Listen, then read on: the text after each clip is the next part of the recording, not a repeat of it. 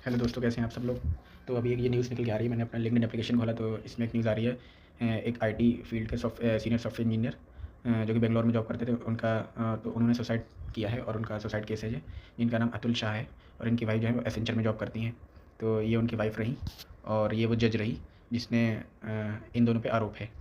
तो इन दोनों पे आरोप ये है कि ये जो वाइफ़ है तो इसने तो अपने हस्बैंड को मतलब गलत केस में फँसाया ही है। इसका नाम है निकिता सिंघानिया और जो एसेंचर की एम्प्लॉय है। और बाकी इसके ऊपर आरोप ये है, ये जो जज है, कि इसने मतलब केस को वहीं सेटल करने के लिए उस भाई से पैसे मांगे थे जिनका नाम अतुल शाह है।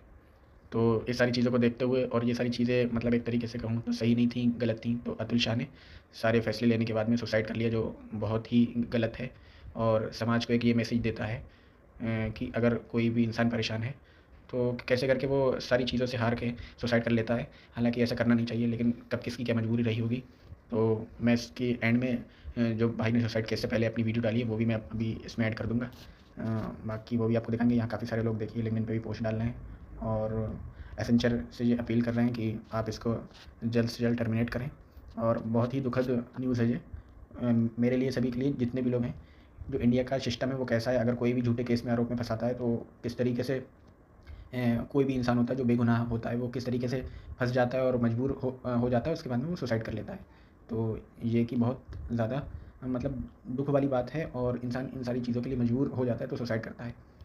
तो अभी मैं इसमें वीडियो अटैच कर रहा हूँ, काफ़ी सारे पोस्ट में इतने ज़्यादा स्क्रॉल कर रहा हूँ तो सब आ रहे हैं। ये उसकी निकिता की प्रोफाइल है जो कि एसेंचर में जॉब कर रही है।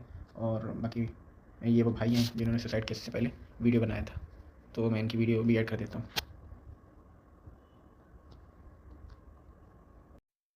तो मेरा मानना है कि अ, मुझे खुद को ही खत्म कर लेना बेस्ट है मेरे लिए, क्योंकि जो मैं पैसे कमा रहा हूँ उसी से मैं अपने दुश्मन को बलवान बना रहा हूँ। वही पैसे मेरे ही मुझे ही बर्बाद करने के लिए यूज हो रहे हैं और ये साइकिल बढ़ता ही रहेगा।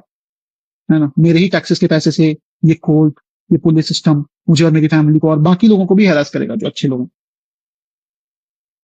तो जो सप्लाई है वैल्यू का, उसी को खत्म कर देना चाहिए। और anyway gave me a suggestion क्या they told me to commit suicide and I think they are right. That's the right solution, what they've suggested me. So I'm gonna take my life now.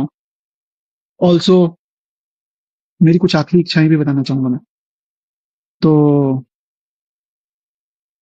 मेरी कुछ आखिरी इच्छाएं जो हैं ये हैं, ज्यादा मुझे उम्मीद तो नहीं है, लेकिन अभी भी मैं अपनी वाइफ को बोलूंगा कि उसमें तो कोई वैल्यू नहीं है, मेरी वाइफ में खुद।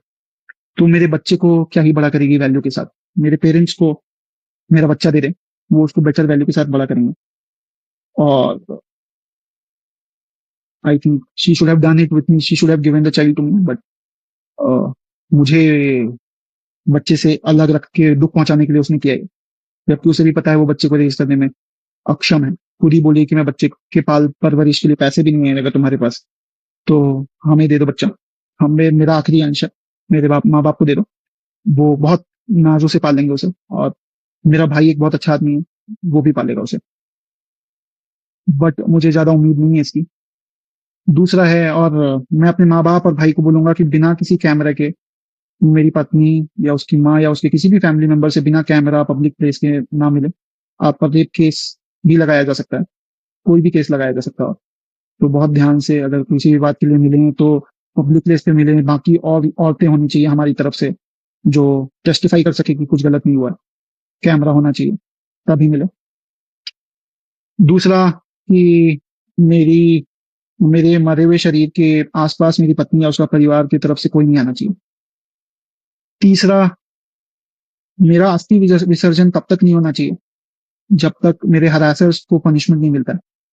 तो मेरा अस्थि विसर्जन ना हो। अगर इतने सारी चीजें, एविडेंस और सब कुछ होने के बाद भी अगर कोर्ट, ये जज और मेरे बाकी के हरासर्स को पनिशमेंट नहीं देती है और बरी कर देती है, तो मेरा जो अस्थि है वहीं कोर्ट के बाहर किसी गटर में बहा देना चाहिए, ताकि मैं ये जान जाऊं हमेशा हमेशा के लिए, मैं ये अपना लेसन सीखता रहूं कि इस देश में क्या वैल्यू है एक लाइफ की।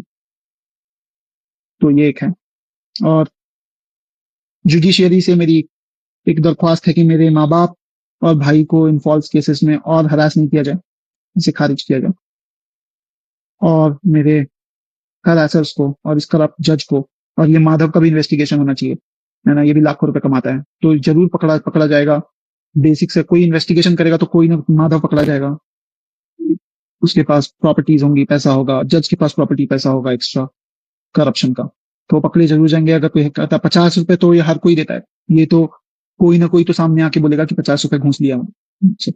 तो ये तो सार्वजनिक बात है, अगर ये सब भी नहीं पकड़ पाते हैं तो फिर मेरी अस्थियां बहा दी जाएं गटर में, कोर्ट के बाहर। तो ये मेरी कुछ अंतिम इच्छाएं हैं। इसी के साथ मैं ये वीडियो बंद करता हूँ। अब जो थोड़े बहुत जो मेरे आखिरी काम है कंप्लीट करके मैं मुक्ति पाना चाहूंगा इससे।